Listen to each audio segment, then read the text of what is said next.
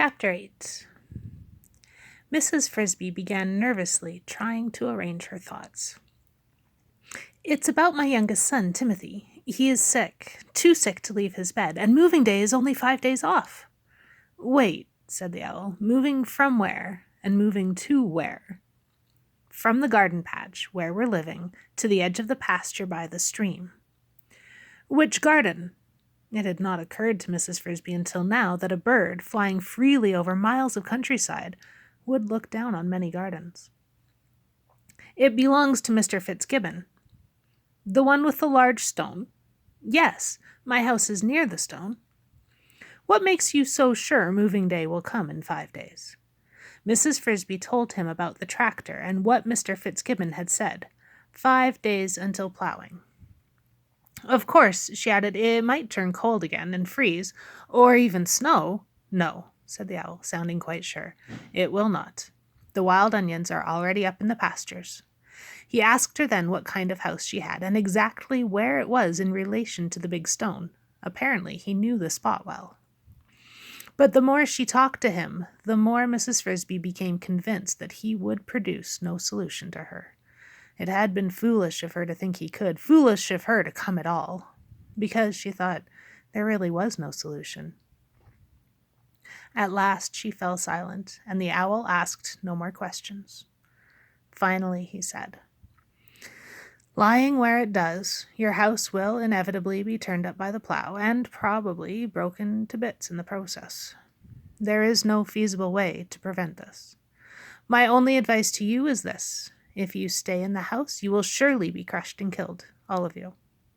Therefore, it is better to take your chances with moving. Wrap up your son Timothy as warmly as you can, help him as much as possible on the journey, and hope for warm weather on moving day. That way, you are at least sure to save yourself and the other children." The owl paused, turned away from her, and looked again at the entrance to his hollow. The patch of light, it admitted, was growing steadily dimmer. "And now, if you will excuse me, the night is falling, and I have no more time to spare. I regret that I cannot give you a more satisfactory solution to your problem. Good evening, Mrs. He paused. "I don't believe you told me your name." "Mrs. Frisby." The poor mouse spoke with a sob in her throat, for the owl had said exactly what she feared he would say. And she had no real hope for Timothy. The owl had said, in effect, either Timothy alone must die, or they all must die together. Even if moving days should be extraordinarily warm, the nights were sure to be frosty, and that would be the end of him. Still, one must be polite, and then she added sadly, "I thank you, sir, for listening to me." But at the mention of her name, an extraordinary change had come over the owl. He turned back to face her again and stared at her most intently. Indeed, he gave an agitated flutter of his wings and half flew, half hopped, closer to her, bending forward until his great, sharp beak was only a few inches from her face. Mrs. Frisby shrank back in fear. What had she done wrong? "Did you say Mrs. Frisby?" "Yes, you asked my name." "Related to Jonathan Frisby?" "Yes, he was my husband. He died last summer. He was Timothy's father, but how did you know about him?"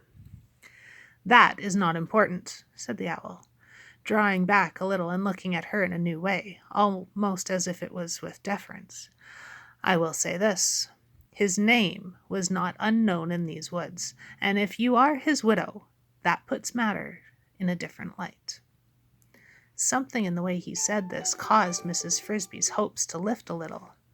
"What do you mean?" she asked.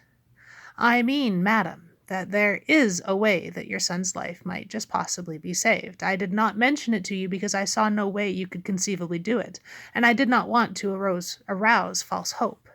But if you are Jonathan Frisby's widow, then perhaps it can be done." "I don't understand at all," said Mrs. Frisby. "What is this thing?" "It is not a thing I can do myself. You must go to the rats." "To the rats? But I don't know any rats. They have nothing to do with me." "I don't doubt that. They have little to do with anyone except themselves, and will have less as time goes on. None the less, I think they will help you, and if they will, they can." "But what can they do?" "Well, they must move your house to a place where it will be safe from the plow." Now Mrs. Frisby's spirits fell again, and she said almost bitterly, "You are joking, sir. You are not serious. No rat could move my house. It is far too heavy, much too big. The rats on Mr. Fitzgibbon's farm have things, ways you know nothing about. They are not like the rest of us. They are not, I think, even like most other rats. They work at night in secret. Mrs. Frisby, do you know their main entrance? In the rose bush? Yes. Go there. You will find a sentry guarding the door. His name is Justin. Tell him who you are and that you come at my request. Tell him that you want to see a rat named Nicodemus. I think they will let you in, though they may insist on swearing you to secrecy. If they should ask that, you must, of course, use your own judgment. But my advice would be to do as they ask." Mrs. Frisby was close to complete bewilderment. Secrecy? She said, secrecy about what? "That I cannot reveal. I, too, have agreed to it. Although there is much I do not know, though I have given advice on certain aspects of their projects." "Well," said Mrs. Frisby, "I don't understand at all, but if it might save Timothy, I will try to do what you say." "Tell them," added the owl, "that I suggest moving the house to the lee of the stone. Remember that, the lee of the stone. Also, do not forget the names, Justin and Nicodemus." "Justin, Nicodemus, the lee of the stone," repeated Mrs. Frisby. "I will remember."